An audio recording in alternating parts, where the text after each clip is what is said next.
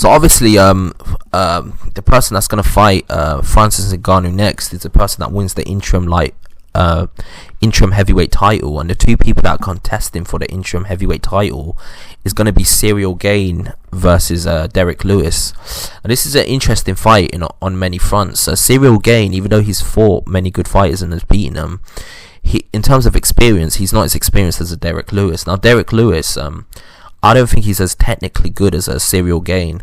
So these both fighters are going to both fight each other, and in my opinion, who I think is going to win, I'm not going to say it's a toss-up. I'm slightly leaning towards Cyryl Gane. Just purely from a technical perspective, I think he's a way better fighter and is more of a formidable athletic threat than Derrick Lewis. Derrick Lewis, if you just look at him physically, even though he is an imposing guy and he does hit very hard, he doesn't look as well conditioned as a Cyryl Gane. So in my opinion, if they both were going to fight each other, who I think is going to win is, I think I'm leaning towards Cyryl Gane to actually beat him. I think he's technically better. I think he just has the technical ability to beat him. The problem is Derrick Lewis is a bit of a wild card. There's many fights where he looks like he's going to lose, and out of nowhere he just wins. I mean, if you look at his last fight against Curtis Blades, the same thing happened. He was losing that fight, and then Curtis Blades went for he tried to go for a takedown, and Derrick Lewis landed an uppercut and just put him out cold. And he's done this for several fights. And on top of this, he's been there at the top level. He's fought the likes of Francis Ngannou when he's coming up. He's fought all these good fighters, and he's given them very good fights. And he's got a resume that's very good in comparison to Cyryl Gane. So in my opinion,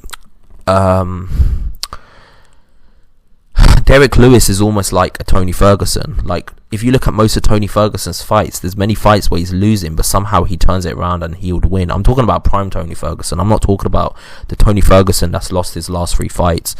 A prime Tony Ferguson, if you look at the way Kevin Lee was in that fight, Kevin Lee managed to get a full mount on him and was beating the brakes off him, and then out of nowhere Tony Ferguson just managed to get him into a submission hold and managed to win the fight.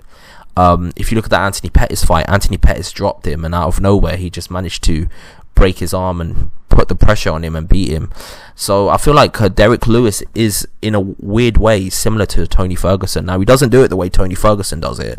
Tony Ferguson uses submission holds, and he uses a lot of pressure and attrition, and he breaks you down with pressure, and he gradually wears you out because of his stamina, his toughness, his unpredictability, his change of levels. With Derrick Lewis could beat the whole fight, and then out of nowhere he'll just land the right hand and just put you out cold. So they've got different methodologies for how they do what they do, but they essentially do a very similar thing, which is they get beat up in the first couple of rounds, and then out of nowhere they just somehow throw a card in the mix, and they just somehow land, and it's in their favor. They roll the dice, and it somehow lands in their favor more times than it doesn't.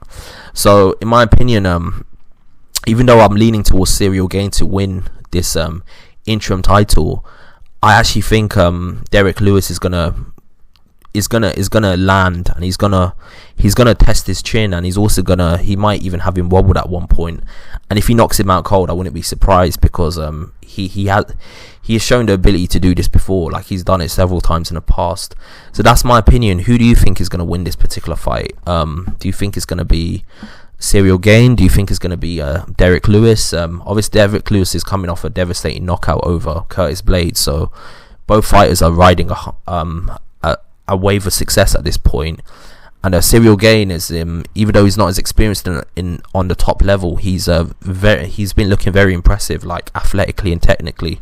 So yeah, that's my opinion. Like and subscribe to the channel. I've got a lot more content coming your way. Peace out.